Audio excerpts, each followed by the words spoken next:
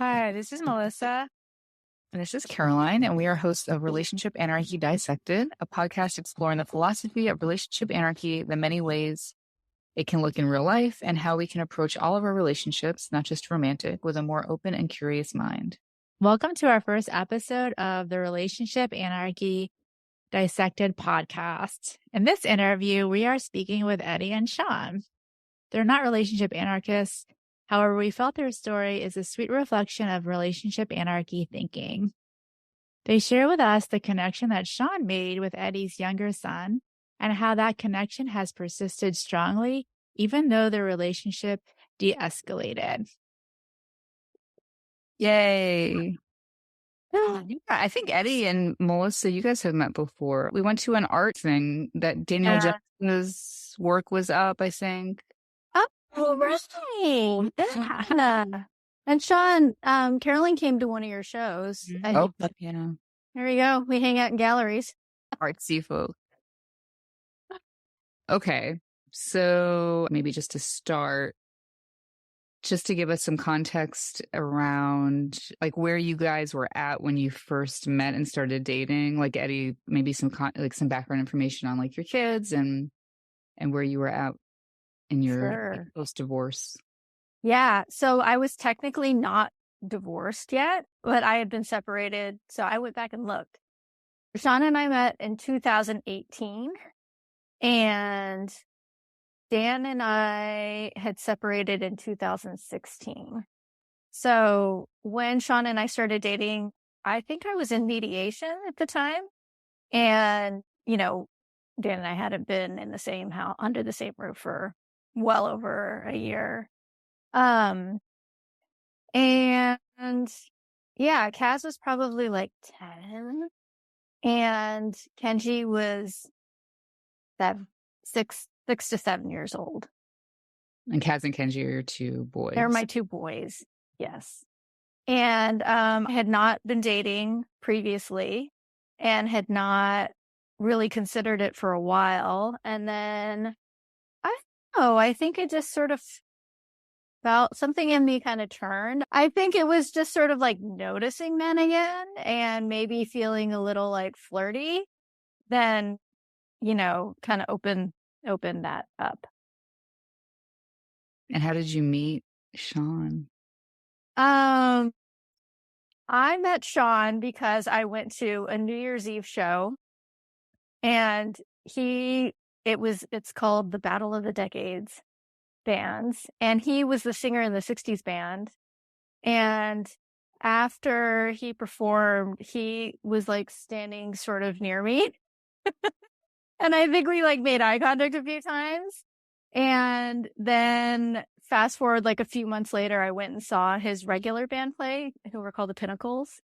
And I went up after the show to buy an album, and he acted like he knew me.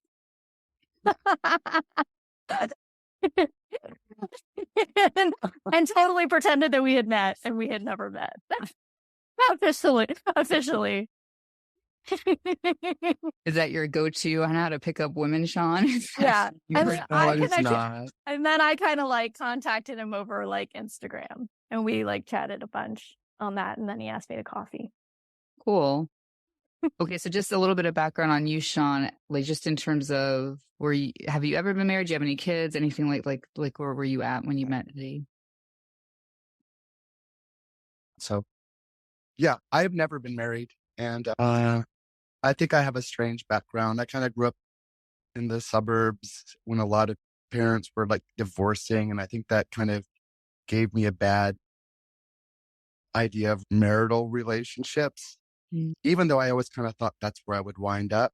But for kind of emotional issues that kind of scarred me with, I never wound up getting married. But I've dated a lot of wonderful, amazing women. And so at the time that I met Eddie, I'd been single for a while. And my usual kind of deal is after a relationship, I stay single for a long time and just try to work on myself. So when I met Eddie, I was in a really good mental space and feeling comfortable with myself and comfortable with the world I was living in, and kind of almost in the right headspace that I could actually meet someone. And so, yeah, when I saw her at the show, she just was really, I don't know, from the first time I saw her, she just kind of had something about her. So I wanted to meet her. Cool. Yeah. So you start dating. Also, Eddie, could you give a little bit of background on Kenji? Or maybe Sure. as you tell the story, maybe it will happen organically, but I do want to make sure that you kind of talk about that a little bit. But curious just to hear how like your dating relationship evolved, and at what point did Sean start kind of interacting with your boys? Okay. Yeah. So I actually, when I got divorced, I thought like, I felt pretty undateable. Like I just assumed I would stay alone because I had, I was like I still am like caring for my mom with Alzheimer's, and I have my younger son is disabled. He's intellectually disabled. He has a condition called SYNGAP1. It's a genetic condition. Yeah, I just didn't think that it was going to be possible to find someone who could fit into all of that. And so, I wasn't expecting to get divorced. I'd been married for 12 years and it wasn't really on my radar at all. So when Sean and I started dating, I kind of wanted to keep the mother part of me separate. And part of that was just because all of a sudden it was like, oh, I'm a woman. I'm not just like someone's daughter and a mom and a sister. Like I'm actually a woman too. And this feels really good, and I'm dating this like artist, musician person who's so different than, my ex-husband, and tapped into things that like I kind of neglected, for a long, long, long, long time, probably like the whole course of my marriage and relationship with Dan, because we met in like a corporate environment. So all of that felt really good. And I was a little cautious. And Sean was actually great because we kind of like kept our kingdoms separate in a way. And then the first time Sean came over, he met, I think Kenji was the only one who was maybe here. Yeah. Yeah. Dad was at dance. Yeah. And so I had kind of told Kenji ahead of time that like my friend Sean was going to come over. And so I think Kenji thought that Sean was coming over to hang out with him. And he sort of sat down with him, and Kenji was doing his usual, which is like sitting at the dining room table making art, like painting and drawing and such. And so, yeah, we sort of hung out, and Kenji isn't, he kind of tends to be in his own little world sometimes too. So I don't think he necessarily like defines people's relations anyway, family or otherwise. And so for whatever cosmic reasons, they had a moment, and the moment was just like Kenji coming in. I think he was looking at a video on my phone of like these like shapes dancing in this show called Mr. Maker. That's a British TV show. And Sean imitated it because it kind of is a ham and a showman. And that like immediately Kenji was like this person gets me. He's doing the shapes dance. And after that, it was like I was no longer in the room. It was like the Sean and Kenji show. Like that was that first time that they met? Yeah. Yeah. Wow. So the connection happened pretty quick. It was like that. Yeah.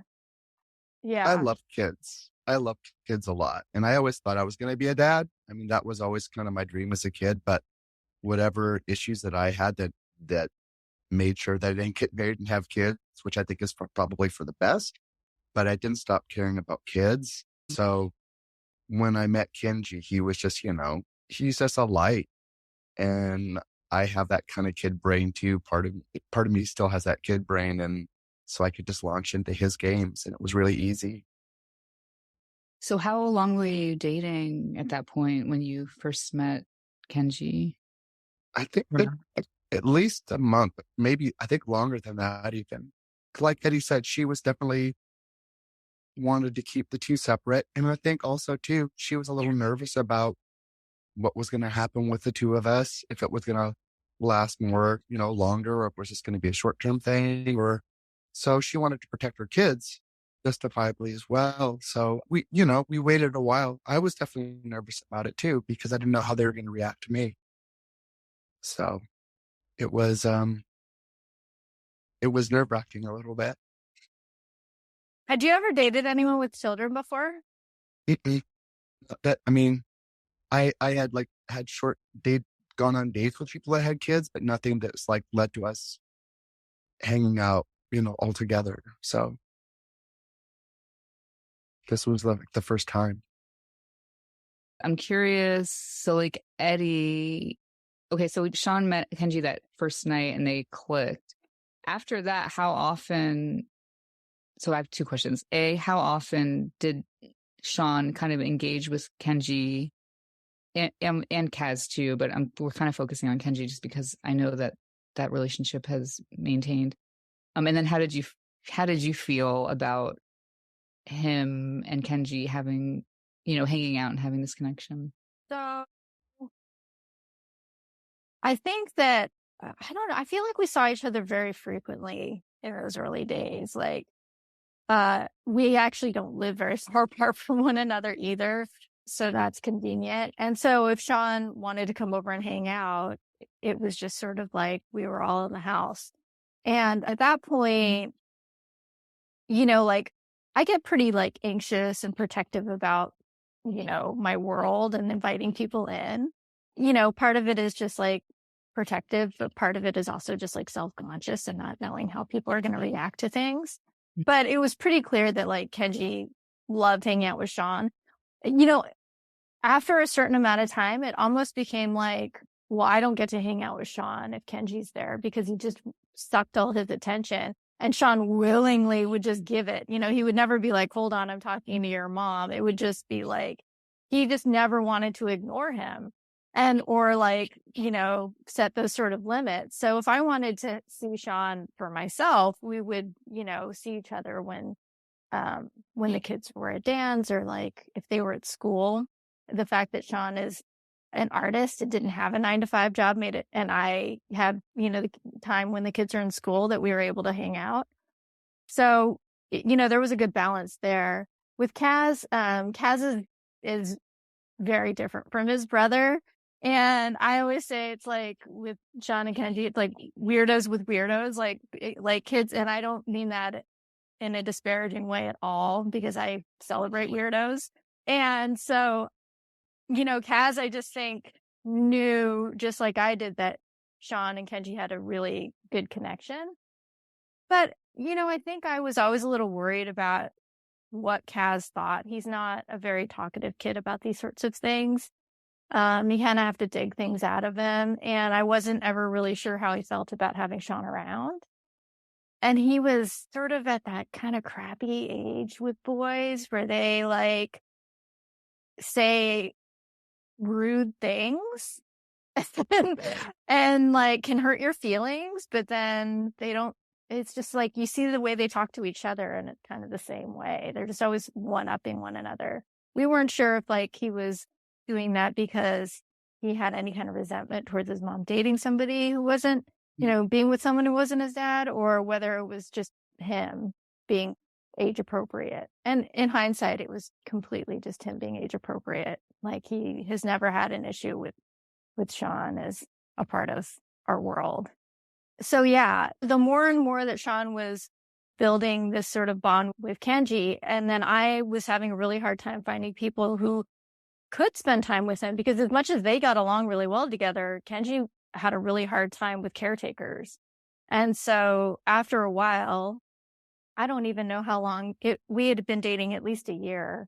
I convinced Sean to apply to be a personal support worker, which is a person that you can have paid by the state through disability services to, help develop your kids' development, like just be able to support you. So he sort of reluctantly agreed. And then, that continued their relationship with when I wasn't even here and allowed me to not be in the home with them. Oh, so he applied for that while you were still dating. I didn't realize that you had gone through that step. So at any point, did either of you wonder like what would happen if your relationship ended? Like that's a kind of a little bit of a commitment to go through the steps to become an official support person for him. I'm going to let Sean answer that. Well, I mean, the only reason I was ever nervous about it was I felt weird about the idea of taking money for being with Kenji because I enjoyed it so much. I really valued our relationship. So it felt weird to me, that Eddie was like saying like, hey, you actually get paid for your time doing this. So initially I kind of fought it. I fought the idea because I thought it was doing something weird to our relationship, like monetizing Kenji and I's relationship. That wasn't necessary to me. So, but once I did it, it just became like, I mean, I already enjoyed being with him and I knew that it helped Eddie out a lot just because of the fact that she was so committed to the house and to time with her mom. It just gave her a little bit more time to be herself. So after that, I never really much gave it another thought. And even the idea of us breaking up, when that started to become more of the idea of that became a reality, I never thought that that would interfere with Kenji and I getting to hang out together or me being able to help her out in that way. What about you, Eddie? Yeah. I will probably say that at the time when I first initiated it, like it certainly wasn't on my radar that I wasn't thinking about our relationship ending. I just was thinking about, I don't know, because we were in a good spot and, like it's that first year. I don't know. It's sort of that honeymoon period anyway. And then if you want to like fast forward, I mean, for me, like, I just was having such a hard time finding someone. They don't make it easy. Any state-run agencies just don't make it easy to like access these sorts of resources. And I just thought like it was a win-win. Like it would provide Sean with some supplemental income. And I also in my brain was thinking like, he's so good with people. It wasn't just Kenji that Sean was exposed to in terms of people with intellectual disabilities. His regular go-to coffee shop in his neighborhood where he goes and sketches and has a community would always have these like adults with this, like a group that would field trip there, on a regular basis. And Sean always interacted really well with all of them. And they were kind of, he'd talk about them and they were sort of his crew. And so and just seeing the way Sean interacts with all different kinds of people in a way where he just treats people with dignity. He treats a lot of people that would normally you would sort of like not want to interact with, or he's just treats people with dignity. And so just sort of as our relationship evolved and I could just, get to know him more and see how he is with people, it was a real no-brainer for me. And I just and I would have never felt right just like, leaving Kenji with him all the time. It made things a lot simpler, and because it's been years now, like Sean was able to join a caretakers union and he gets health benefits from it. And there's like just so many advantages to it, which are really great. So I just feel like, full circle, it's just been really beneficial for everybody, including my ex, and his household. So Sean sometimes helps them out and he watches Kenji over there as well. Okay, let's back up a little bit. When the relationship kind of started to end. Yeah. Can you talk a little bit about what that looked like? And if you did you have discussions about Kenji, or like if anything would shift given you're not dating anymore? You want to start there, Sean? Sure. I mean, it was, just like any relationship that ends, there was a lot leading up to it. And I don't think that Eddie and I talked a lot about that in advance of it, but I think we both felt it. Eddie has, so much responsibility between her kid and then the time that she spends with her mom. And I'm just the exact opposite. I have so little responsibility that the relationship was really out of balance in a lot of ways and unfair. And it was hard for Eddie because her time was just so stretched. And sometimes I was just looking for ways to fill time. So I could tell that the relationship wasn't moving in the right direction. And so when Eddie finally, said, hey, we need to talk. And I pretty much knew even before we talked what was going to happen. But even that night when we talked about it all, there was no question that I would keep on working with Kenji. I mean, my love for Eddie and her family, whether I'm dating her or not, is there forever. I feel really lucky. When I was a kid, I should put this in there. My parents split up, and they had a really, really tumultuous marriage. But outside of their marriage, they got along really well. And my dad was always involved in our household after that. And even after my mom remarried, my dad was over all the time and helped spend a lot of time with my stepsisters as well, giving them support when they were teenagers. So I come from a background of like, just because a romantic relationship is over doesn't mean that the love you have for those people ends necessarily, and your involvement in their lives doesn't necessarily end. So I think Eddie and I both were kind of aware that we both still really cared about each other, even though we couldn't be in a relationship any longer, but that she knew that I really deeply care about Kenji and Kaz, and her and the rest of her family. And so I knew that it could help her out, because she was working at the time, and she still has all the responsibility to help out with her mom and as well as the kids. So it would just kind of seem like we both understood that nothing was going to change in that regard. Yeah. I just always thought of it. I never combined them together. Like any of the issues that I saw that were impacting my relationship with Sean were completely aside from Kenji. And so it would have never been even a question to me whether or not Sean would continue seeing Kenji. And when I met Sean, his previous relationship was pretty contentious at times and difficult, but he was still friends with this woman. And still is. I think that comes from his own parents' relationship post-divorce too, is that Sean continues to maintain relationships and has friendships with people that he has been in romantic relationships with that have, ended well and ended not well. They end up still being in each other's lives to some degree. Yeah. It's interesting what you said about your parents, Sean. I feel like that's probably not super common, especially for that time period. No, people Right. thought that it was strange that, that my dad would be over at Christmas time or on Thanksgiving for my brother and I's birthday. After they split up. And like I said, my mom met this really amazing man who she's still with now. And at that time I was like my brother and I were in our late teens, and he had two like daughters that were like 6 and 4, I believe, at the time. And my dad was involved with their lives too.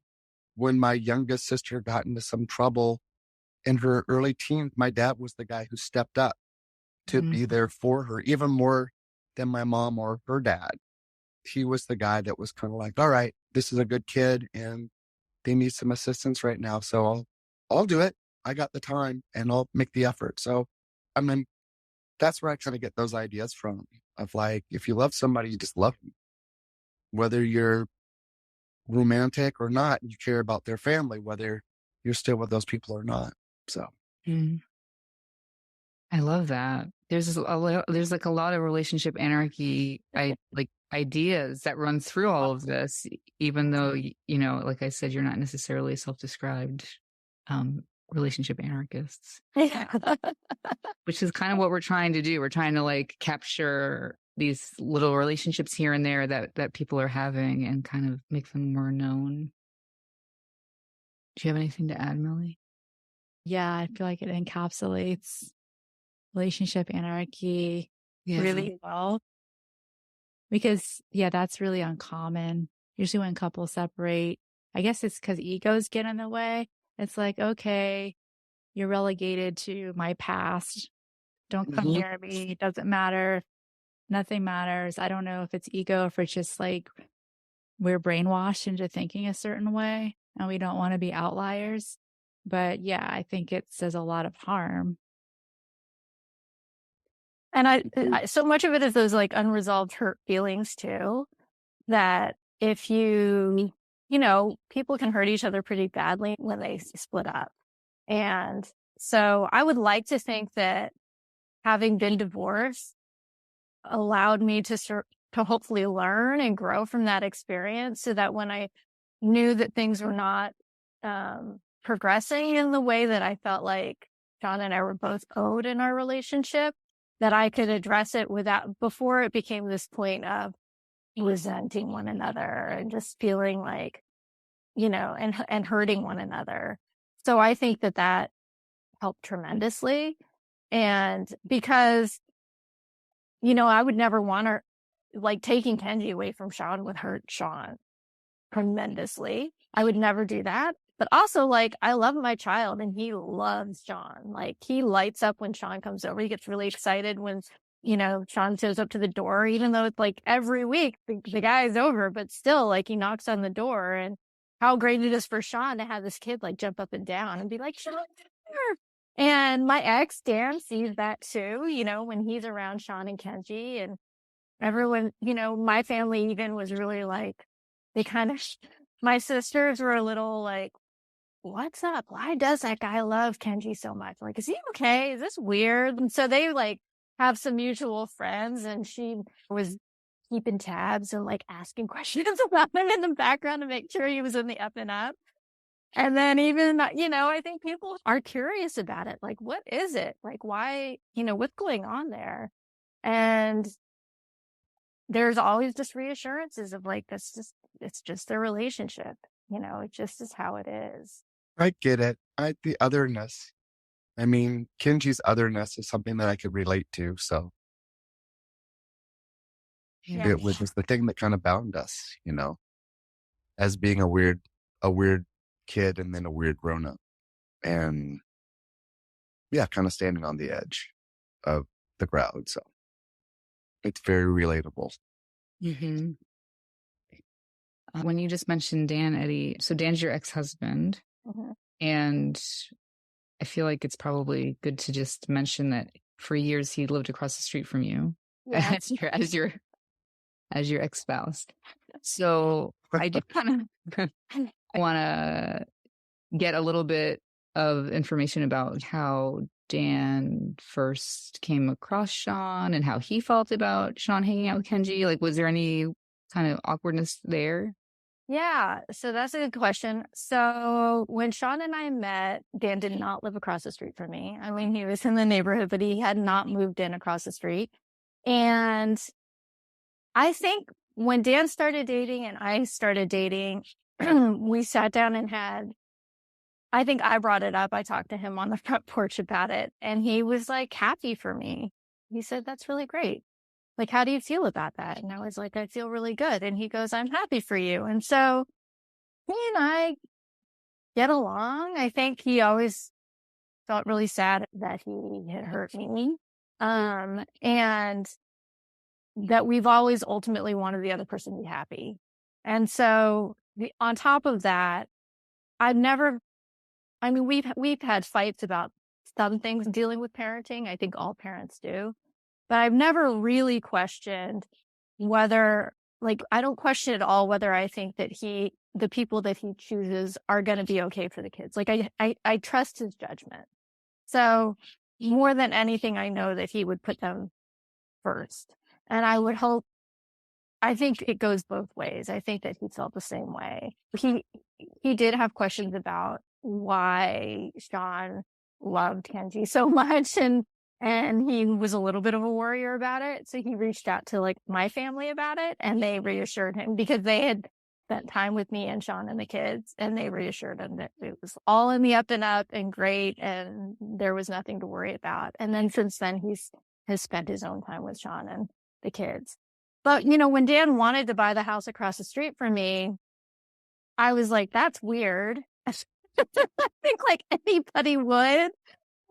And Sean did not come to my that's weird age. Sean was like, oh, they're so great for the boys. That was the overall feeling for everyone, is that it would be really great for the kids. And so we went forward with it. And then, it wasn't the best thing for me in the end. And now we don't have to worry about it because they no longer live across the street from us. So, but you know, it had its benefits, and it was just like another chapter. But Sean looked at it from the perspective of the kids, for sure, you know, and from his own experiences growing up of like having his own dad around.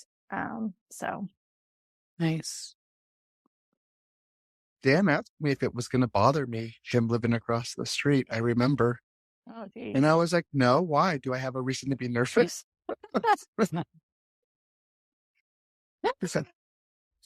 Oh, Okay, so let's see. So one of the questions we had is, what do you think makes this setup possible? How unique do you think this situation is? Like, I feel like it's pretty unique, and that most people wouldn't really be able to, like, you know, maintain this continuity despite their relationship ending. I'm just curious if you feel like it's unique, and what characteristics do make it possible. Eddie? I think it's unique. I mean, based on like all the other women I speak to who are divorced, you know, my other divorced friends, which is just growing by the year. I don't know whether it's super unique to Sean because I think he has an alternative, like his peer group's different, and like a lot of his friends aren't married and don't have kids, or some do. I think that anybody who knows Sean's not going to think it's that strange. And I think that the reason why it works is because of him. I mean, I really do think it's because of him. I couldn't see it really working in any other. I mean, I've never dated anyone else since I've been divorced other than Sean, but I just can't imagine it working with anybody else. So what about him? If I could drill down a little bit, like his openness or his, like, what? He's a weirdo. He's a weirdo. His weirdness. I don't know. I just think that there's like, you know, there's just some sort of weird cosmic, like meant to be thing that brought us together, and us meaning me and the boys and Sean, that I think is unexplainable. Yeah. I don't know. It's like one of those weird, I don't know. I would think that on both of your parts, like not being tripped up on your egos has to be a contributing factor, right? Yeah. You have to be, I mean, you know, all that, you have to stay aware of that because like I still can fall victim to being like, oh, well, I'm taking care of Kenji and what happened to me kind of feelings. But you know, you learn to just take a breath and put those thoughts behind you and to realize them for what they are, which has nothing to do with how much you care about these people. And I mean, and that's why I think it makes it possible for me is because I still really care about everyone involved, including Dan. You know, I think they're just wonderful human beings, and Eddie and all of her family. And there's, you know, so it gives me joy to be around them. And like I said earlier, I always wanted to be a dad. And I always thought that would be something that I experienced. And to get to be like an uncle or just a buddy is wonderful. And to get to, you know, spend the time with a young person who's growing up and to experience that. Mm-hmm. So I think the other thing that makes it work is that we have not, since we split up romantically, we haven't crossed over that line. I'll be honest, there are some times when it's like I miss the affection, I miss the, you know, our chemistry together. And Sean and I had a lot of, we still do, we have fun together, but we had a lot of fun together. Like I've never been with someone where we like to do so many of the same things. But for times that I might be tempted to, you know, cross that line back into like a romantic relationship again, like I just respect our relationship now. And I just think that would be a shitty thing to do.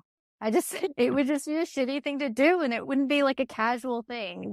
There's no like friends with benefits thing that could happen with Sean. Like our relationship just is far too deep for that. I think it works because we really in those boundaries.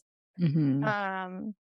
and know that it would make the other person unhappy ultimately. I still deeply love Eddie, and we were growing out of that kind of romantic relationship even before, we broke up. And so, but it wasn't like I stopped loving Eddie at any point in time during that. It's just we just had to change the focus about what that love was going to look like and how it was going to manifest itself. And it's a way that it's we're there to support each other.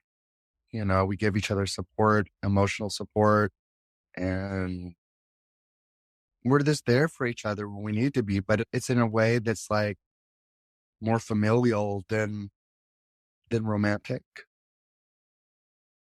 So I feel, yeah, Eddie said it once, you're just family now.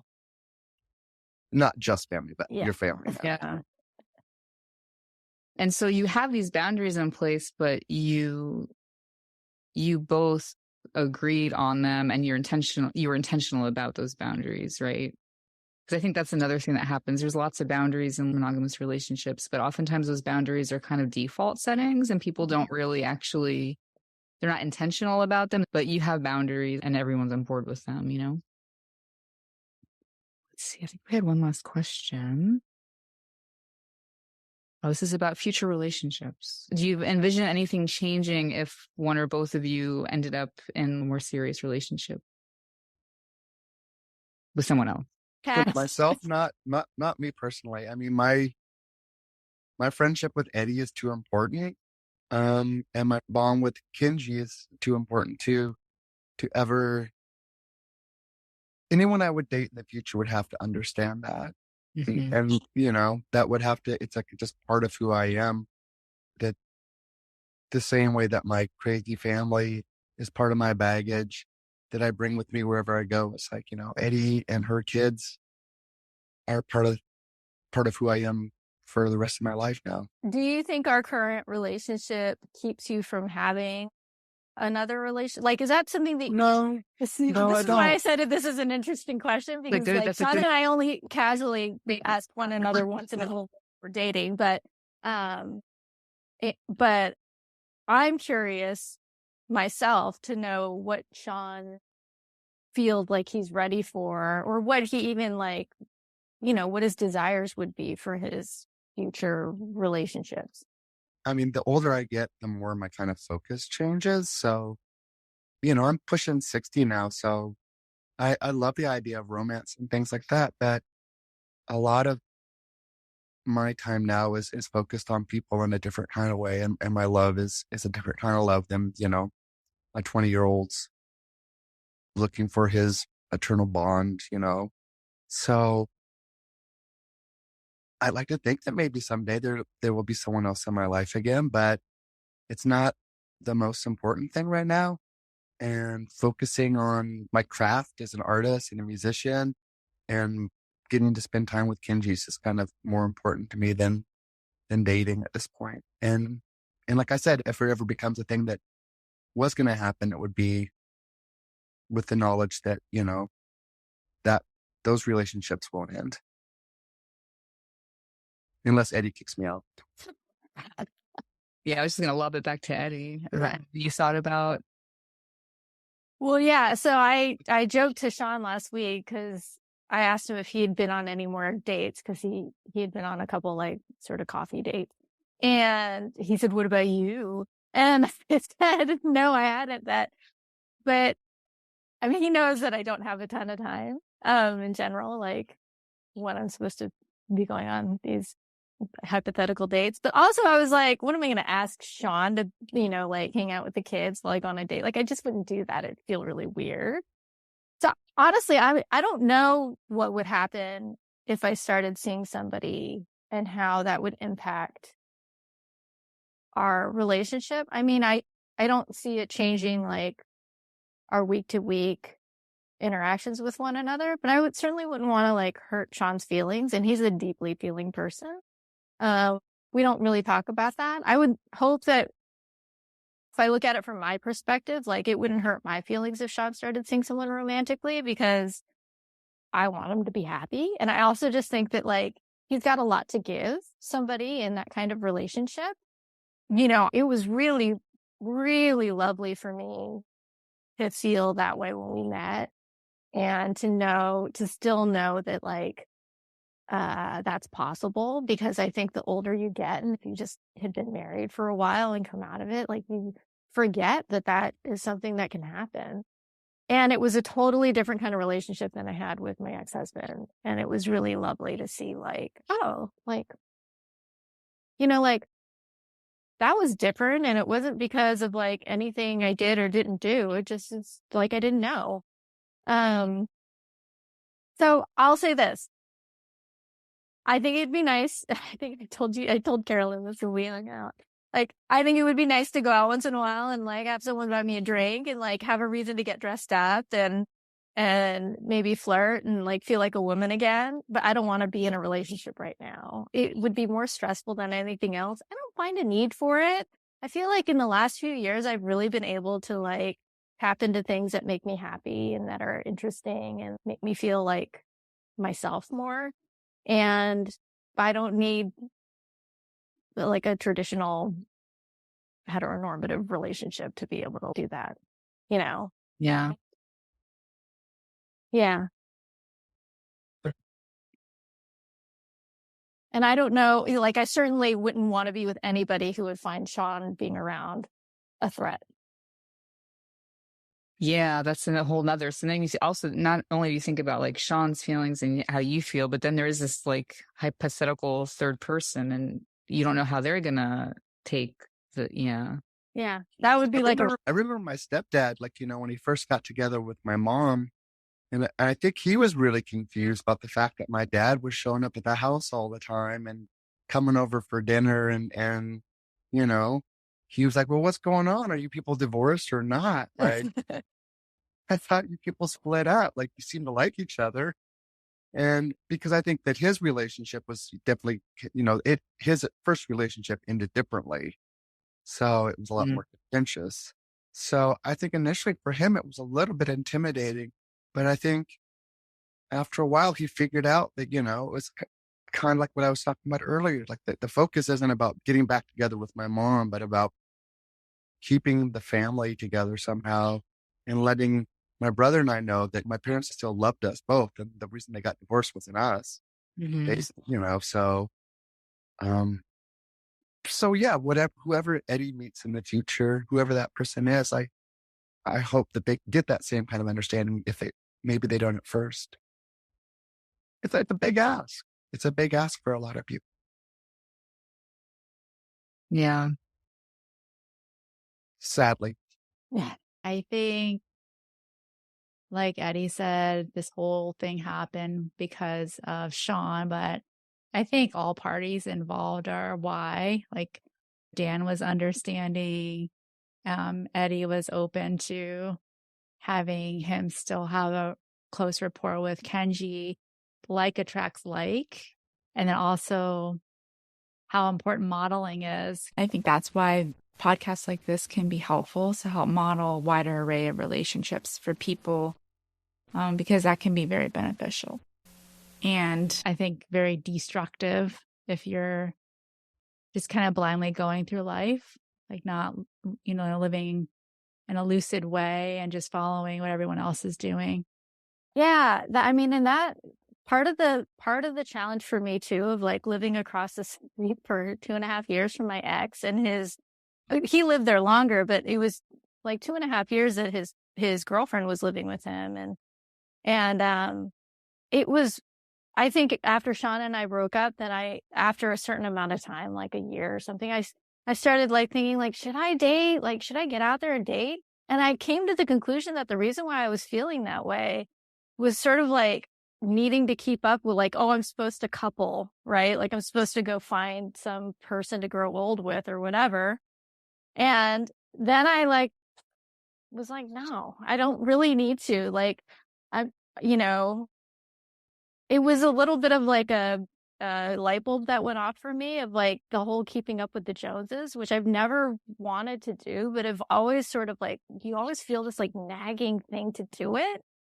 And really for me, it's more about surrounding myself with people who don't give a shit about that, right? Who don't need to keep up with the Joneses. And then I think the more that I do that and sort of find the people that I can relate to that way, like that person's not doing it and they're awesome and that person's not doing it. I just sort of decided, okay, being married and having a family and this sort of nuclear thing that I grew up with, my parents are still together after, almost 60 years. And so that's all I ever knew. I just think that there's like lots of different interpretations for things. And it doesn't even have to be like the sad divorce, like, oh, we're screwing our kids up. I think that we need to dismiss all of that stuff. Like all those stupid rules don't apply, and Sean's a great example of like, he didn't grow up that way. And I know his family. I know all the stories. I like have been to his mom's house, with his stepdad and there's pictures of his dad on the wall, and they all talk about his birthday or like, it's just, it's family. It's all family. And that's what I'd like to maintain is just this idea that we are all sort of related to one another. Yeah. Yeah. It's like you're all loving each other without having those strings attached, and the strings are like the kind of like the societal norms or expectations The of labels, labels. Yeah, even with my ex-in-laws, like I'm really close to Dan's mom. But even like my in-laws, like I wish I'd see them more. I realized like I have these nieces and nephew that I had like missed out on these years when we were not spending time together. And this last year, I've tried to make more of an effort of like getting to see them. I mean, they're my kids' cousins and they were my family at one time. And it makes me sad that I don't get to see them anymore. But then I'm like, why do I think I can't see them anymore? I just need to do it on my own. Like I need to just not wait for the invitation. If those are things that are important to me, I'm just going to ask for them. And if it's not what the other person wants, then so be it. But I don't have to sit here and feel like rejected about it. Yeah. Be a trailblazer, Eddie. Do it. I like being an Auntie Eddie. I miss it. I only have one niece on my side of the family. Yeah, like one. I'm like, I need to expand my Auntie Eddie-ness. Like I used to be the fun auntie, and now I'm like, I'm not going to let divorce stop me from doing that. Nice. It's the other thing I wanted to ask, and then we can close down. I'm just curious, Sean, do you think there was any kind of self-reflection? Like, did you have any self-reflection, or do you think that your parents had any about, like, what about being married caused a rift between them? Like, how were they able to be more, like, it sounds like they were maybe more close in some ways after the divorce than before. And I'm just curious if you have any thoughts about that. I didn't give it a lot of thought. My dad was like really self-reflective, and that he came from a family that had lots of kind of issues in it. And so I think through his self-reflection and his own like battle with his own ego, and kind of those old ideas. My dad was born in 1934, and my parents got married in the early 60s. So there's still part of that kind of old idea, American idea of what marriage is supposed to look like. But it was in that time of transition. My mom definitely in the early 70s started becoming liberated and was really working at that. And I know my dad fought against that for a while until he got in touch with his own feminine side, I think, and kind of went to battle with his ego to understand like what was he trying to control, and why was he trying to keep this kind of idea of male dominated control, the patriarchy. So I think after a lot of time and a lot of conversations between my parents, my dad became like just a lot better person than he was. And that was with the help of my mom. I think my mom did a tremendous amount to open his eyes. So there was that part of the relationship that was really positive, but just whatever else was between them, whatever their histories were and their own personal traumas were that led them to not being able to get along in the marriage. And I mean, I think there was lots of infidelity and things like that going on. So, but once they divided and they figured out, they put that ego side, it became really easy for them to be like the really great loving people that they both were. Yeah. the confines of the marriage itself maybe was hard for them to operate under. Well, yeah, my dad didn't want it. I don't think my dad ever really wanted to be married. I think he did it because that was kind of what you did in those days.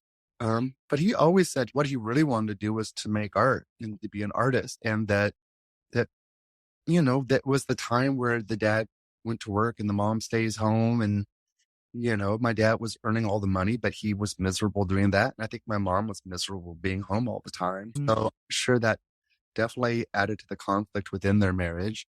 If they could have switched places, my dad could have stayed home and my mom could have gone to work. I think maybe it might have been a different situation. That's so interesting. It's like a good example of them falling into line, like into those default settings that society kind of just establishes, even if it's not necessarily something they really authentically want. Right. And he always said to me, don't get married.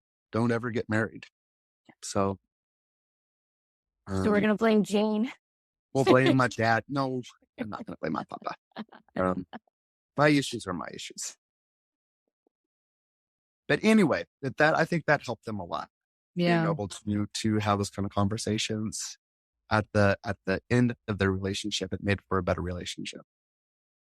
That's great. It's nice to hear that they were able to get there during that time in history. I mean, I definitely think that marriage, the concept of marriage is very problematic. I mean, I think before it was more transactional. It like had a purpose. It was functional. It wasn't supposed to be everything. This like idea that like, oh, you're supposed to be best friends and you're supposed to be like, the perfect everything and providing and all the stuff and for the long haul. And like, I mean, my parents, have had that whole thing happen with them. But my dad is also a military person. So I think for him, a lot of it is duty as well. Like we have a duty to one another. And I think there's something kind of beautiful about actually their dedication to each other.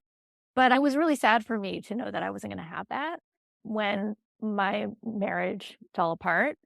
But I also just think even when Dan and I got together, I was so like the whole thing I felt a little resistant to and some friction about inside me, like joint accounts and all these things of like that you're supposed to do. And then you go and have kids and it complicates things so much more. I just think that it's a lot to ask from people, especially when you're like in your, 20s or early 30s to just like join up and do those things. Yeah, I don't know. And this idea of like, oh, we need to grow old together. Like it's such bullshit. I was like, it really frustrates me when people, put that on other people too. Yeah, that's I feel like the big problematic thing. Like it's one thing to have that for yourself, but like you said before, like people just expect you to couple. Like that's my sister deals with. Get me started. I know. Well, when I heard that, the podcast, like what it's about and this idea that like you don't feel like you need to couple up. I don't now. When I was younger, I was fixated on it. And a lot of that now I realize was from society. Like you grow up watching Disney fables and it's like, this is what you're supposed to do. Go find Prince Charming. And it made me unhappy for like no real reason. It was this made up reason. So I look back kind of sad for myself in my 20s and my 30s because I was all in hysteria over where's Mr. Right? And it's like I had so many other good things going on, family, job, health. It's like I a lot of times would be blind to that because there would be these questions constantly. Who are you dating? Why aren't you dating anybody? Especially for a woman who wants kids. It's like you have a window. So I let go of that now, but it came at kind of a high price. And I do think the concept of marriage is constantly changing. Yeah, especially now it's going through some major shifts. For me, was a little costly. So it's okay. I learned from that experience. And I'm not trying to lasso specific kinds of love anymore. I'm just trying to foster loving, healthy relationships in general. And what Sean was saying resonated with me about like, there's other ways to be a father figure, mother figure without having children. We kind of poo-poo on that. And, there's a lot of like loving relationships that can bloom if we weren't so regimented.